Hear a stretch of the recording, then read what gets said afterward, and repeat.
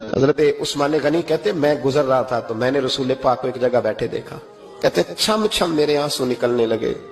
عثمان کیوں رو؟ کہنے لگے حضور رو رہے تھے، گڑ گڑا کے کہہ رہے تھے یا اللہ ان کا وہ حال نہ کرنا جو تو نے قوم لوط کا کیا، اللہ ان کا وہ حال نہ کرنا جو تو نے قوم سمود کا کیا، اللہ ان کا وہ حال نہ کرنا جو تو نے حضرت زکریا اور جناب نوح کی، میرے مالک ان کا وہ حال نہ کر، اللہ انہیں مہلت دینا، سمجھ جائیں گے اللہ انہیں مہلت۔ تو نبی پاک کے آنے پر چپ رہتا ہے، تجھے درود شریف کی توفیق نہیں ہوتی، تو ذکر رسالت مآب کے جلسے روکتا ہے۔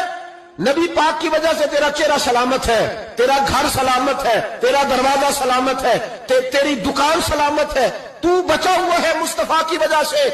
اس ملک پورے کو سود پہ لگا دیا گیا ہے، یہ سود پہ چلتا ہے، سود رب رسول سے جنگ ہے، ہر دکان ہر گاہک ہر جگہ پہ سود کی بدبو پھیلی ہوئی ہے، کیوں بچا ہوا ہے؟ گنبد خضرا والے نبی کی برکت